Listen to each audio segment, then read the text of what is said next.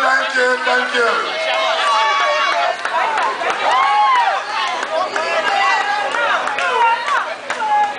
Our youth speaker, Shayan Dalmish,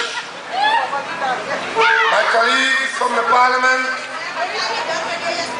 distinguished lady of the East, Honorable Beckles, my friend and former parliamentary colleague,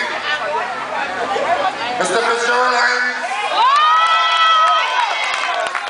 welcome to David Martin West, specifically to Point Commander. Ladies and gentlemen, children, I have been around a long time. I have fought a number of election campaigns. I have fought against the DAC. I have fought against the Alliance, DAC and something else. I think it was DAC and ULF. I have fought against Tapia. I have fought against the NAR. I have fought against the COP. I've fought against political parties I can't even remember their names. And every time I fought in those election campaigns, I represented the political party called the People's National Movement. And that should tell me something, it should tell you something, it should tell the country something, that the PNM is a different political organization to every other one in this country. We are here to stay. We've had good times, we've had bad times. We've had victories, we've had defeats. But every time the country turns around, even after some of those disappearing political parties have had their chance, as they move off into oblivion on election night, the country turns to the People's National Movement.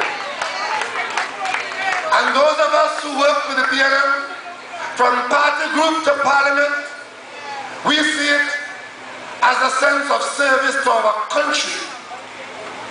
And therefore, when I thought of retiring from politics at the next election, and that next election came suddenly in 2010, I thought that I would be irresponsible, given how good this country has been to me, and given what I expect for my children and your children, and the experience I've gained at the country's expense and supported by the country, and the support that you have given me through difficult times and through good times.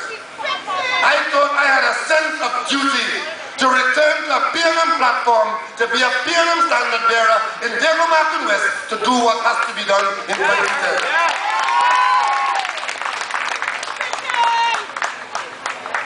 I represent a number of communities, from Bagatelle to Carenage, from Four Roads to Westvale, from Point Commander to Westmoorings. We are not farming communities. We are not energy communities. We are basically, in most instances, residential communities, providing people who live in this area, taking up jobs elsewhere in the city and beyond. And that is why our needs in this community are different and special. And therefore, when I represent you, I have to represent those needs. Otherwise, I will not be representing your interests. And the most important needs that you have are needs that are governed by government policies that very directly influence your lives in these communities somewhat differently to the way it might influence the lives of other people elsewhere. The people in Tobago, over and above everything else the government does, they are particularly concerned about the national transportation link between Trinidad and Tobago. They are concerned about the tourism policies and its execution. The people in South Trinidad are concerned about oils and among other things about the agriculture policy. The people who are engaged in fishing in Blancheshire, they have an interest more than you may have in the fishing policy. But you have policies that you have some interest in. And when people come and campaign and win seats, the government falls into the hands of those who win the majority of seats. Doesn't matter who you like, who you don't like. At the end of election night, it's all over by the counting. It is those who have the majority of seats from the government. And they proceed to carry out the policies, some of which they let you know before, and some you find out after you voted.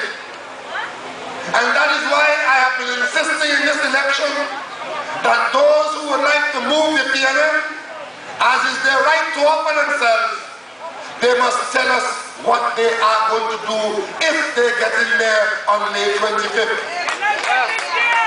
That is the only way you will know with some sense of certainty if their policies will affect you positively or negatively.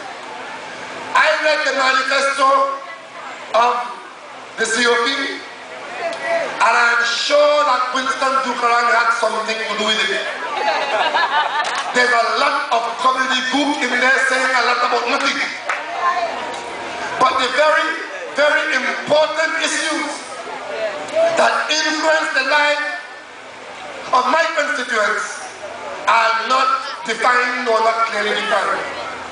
So I'm putting you all on notice that what we have to do in the absence of stated new policies is to accept that the old policies that they pursued are the ones that will be pursued when they come into office. Or insofar as they spoke about PNM policies, you pay attention to what they say about those policies and assume that if they didn't like them, they will change them to something else, and you will find out what that something else is after election day.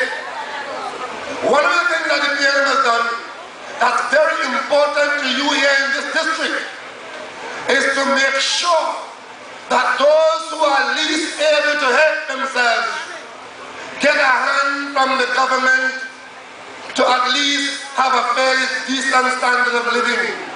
The government does not have the responsibility to look after your life, to feed you, to clothe you, or to mind the children and make a living on. That is not the government's responsibility.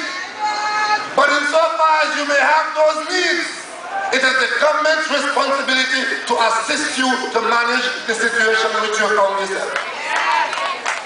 And that is why this country is very proud of its social services program, acknowledging that many persons rely on those programs to put food in their mouth, to put clothes on their back. And then there's a group of people in this country who are very well off, who don't have those needs, maybe never had those needs.